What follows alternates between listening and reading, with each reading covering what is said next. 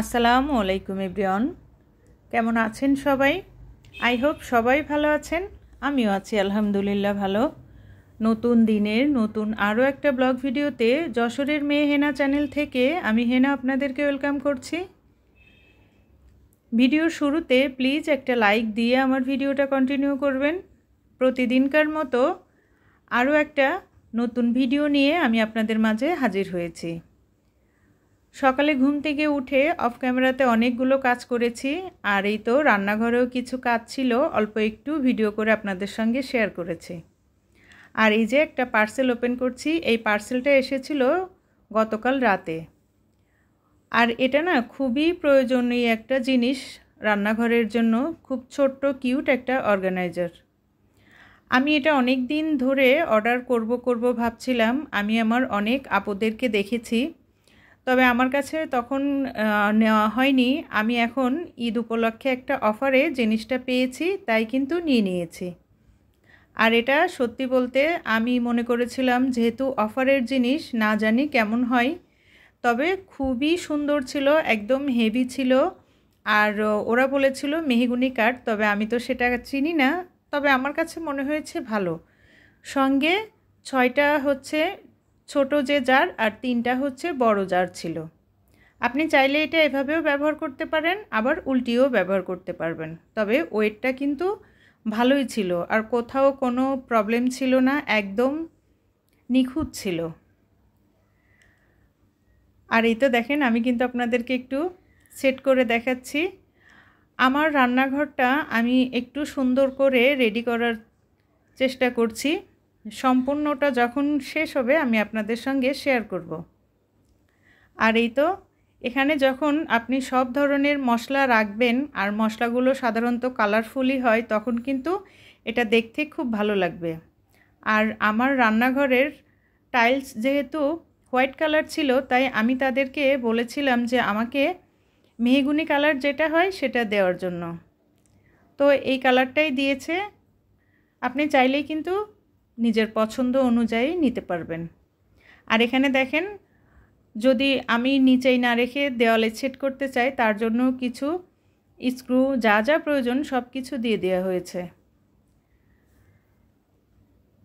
সব কিছু মিলিয়ে আমার কাছে খুবই ভালো লেগেছে। আর অফারের বলে তো কথা, অফার হলে আমরা যেটা মনে করি তার কিন্তু কোনো ধরনেরই কোনো সমস্যা নেই, একদম পারফেক্ট। অফার মানেই যে খারাপ কিছু তা কিন্তু না। দেখেন আমি কিন্তু দেখাচ্ছি, ওয়েটটা ভালোই আছে। আমার ভিডিওতে আপনারা অনেক ধরনের আওয়াজ শুনতে পান। আসলে আমি যত রাতেই ভয়েস দেই না কেন, আবার দিনেও যখনই দেব, আমার বাসাটা একদমই রাস্তার সাইডে। আমরা অনেক টাইমে ঘুমানোর জন্য মানে সময় পাই না, রাত যে গাড়ির যে আওয়াজ হয়, যার কারণে ভয়েস দিতে গেলে কতবার যে আমি কাট করি, তারপরেও অনেক কিন্তু আপনারা শুনতে পান। প্লিজ এটা ইগনোর করে আমার কথাগুলো একটু শোনার চেষ্টা করবেন। কিছুই করার নেই, এইভাবে করেই আমাদের চলতে হয়। আর এই তো দেখেন, আমি এখন সবগুলো জার একদম সুন্দর করে পরিষ্কার করে নিব, কারণ প্লাস্টিক যেহেতু অনেক ময়লা থাকবে। আর সবগুলো ধুয়ে তারপরে আমি উবুর করার জন্য রেখে দেব। আজকে আমার একটু বাইরে কাজ আছে, তো আমি সেটা করার জন্য বাইরে চলে যাব। আর তারপরেই হচ্ছে এসে আপনাদের সঙ্গে আবার আমার ভিডিওটা কন্টিনিউ করব। এই তো দেখেন, এখন কিন্তু একদম ইফতারের পর। ঈদ মানেই কিন্তু অনেক অনেক শপিং। একদিনের শপিংয়ে কিন্তু কখনোই আমাদের শেষ হয় না। যতই প্ল্যান করে যাই, লিস্ট করে যাই, অনেক কিছু থাকে। সেই 20 রোজা থেকে মানুষের শপিং শুরু হয়, আর মনে হয় চাঁদ রাত পর্যন্ত চলে। অনেকের তো অনেক আগে থেকেই শুরু হয়। তো আমিও সেরকম কিছু কেনাকাটার জন্য চলে গিয়েছিলাম, আর ইফতারিটাও বাইরে করে তারপরে বাসায় এসেছি। অনেকেই ইফতার করে তারপরে হচ্ছে শপিংয়ে যায়, কিন্তু আমার না তখন এত কষ্ট লাগে, আমার ইফতার করার পরে কোনো কাজ করতেই ইচ্ছা করে না। আমি সব সময়, আর দেখবেন যখন আপনি ইফতারের পরে যাবেন তখন কিন্তু অনেক মানুষ থাকে, অনেক ভিড় থাকে, ধাক্কাধাক্কি ঠেলাঠেলি, খুবই একটা এলোমেলো অবস্থা থাকে। সারাদিন রোজা রেখে এত মানুষের ভিতরে গিয়ে মানুষের ধাক্কা খেতে আমার একদম ইচ্ছা করে না। তো আমি সব সময়, এটা আমার একটা অভ্যাস, আমি কেনাকাটা করার ক্ষেত্রে সব সময় দুপুরের টাইমটা বেশি পছন্দ করি। ওই টাইমটা একটু মানুষও কম থাকে, আপনি দেখে শুনে কেনাকাটা করতে পারবেন। আর সন্ধ্যার পরে একদম বিশ্রাম করার। আমিও কিছু কেনাকাটা করে তারপরে এই তো সন্ধ্যার পরে আবার একটু রেস্ট করে স্টার্ট করেছি। এই যে আমি যে জারগুলো ধুয়ে পানি শুকানোর জন্য রেখে দিয়েছিলাম সবগুলো কিন্তু সুন্দর করে টিস্যু দিয়ে মুছে নিয়েছি। আর এখন এখানে যে স্টিকারগুলো থাকে মশলার নাম লেখা, সেই স্টিকারগুলো লাগিয়ে নাম লিখে তারপরে হচ্ছে মশলাগুলো ঢালবো। আর আমি আমার এই ছোট্ট কিচেনটার একটু জিনিসপত্র এদিক সেদিক করেছি, ফুল লুকটা আমি একটা সময় আপনাদের সঙ্গে শেয়ার করব। আর এই তো আমি যেহেতু বরাবরই রান্নাটা কিন্তু সেহরির জন্য দুপুরেই রান্না করে ফেলি, আজকে যেহেতু বাসায় ছিলাম না তাই দুপুরের রান্নাটা হয়নি, এখন রান্না করার জন্য চলে এসেছি। ভিডিওর এই প্রান্তে আমি আমার প্রিয় আপু ভাইদের কাছ থেকে একটা জিনিস চেয়ে নিই, প্লিজ এতক্ষণ যারা ধৈর্য সহকারে আমার ভিডিওর সঙ্গে আছেন বা কন্টিনিউ করার ইচ্ছা আছে, প্লিজ একটা লাইক দিয়ে আমার ভিডিওটা কন্টিনিউ করবেন। আপনার একটা লাইক আমার ভিডিওটার শেয়ারের কাজ করবে। একটা ভিডিওর জন্য একটা লাইক অনেকটাই গুরুত্বপূর্ণ।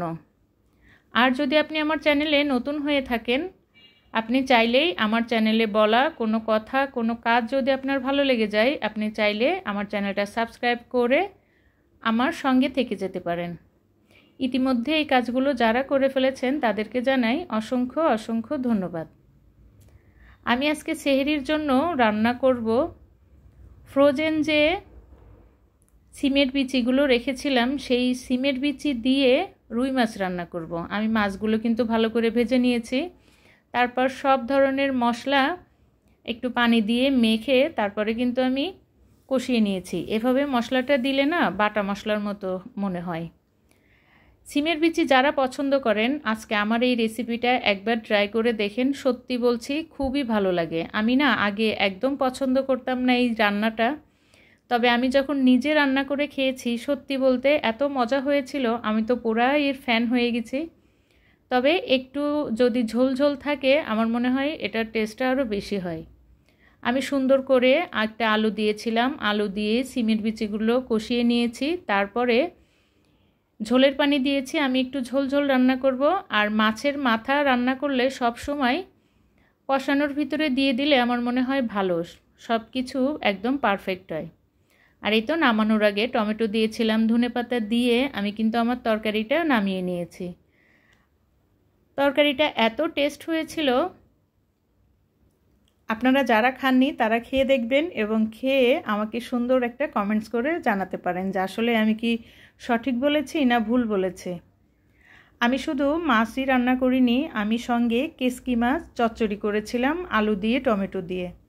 কেসকি মাছ আমার খুবই পছন্দ। আজকের সেহরির খাবারটা না অনেক মজার ছিল। আজকের ভিডিওটা এখানেই শেষ করছি। সবাই ভালো থাকবেন। আসসালামু আলাইকুম। আল্লাহ হাফেজ।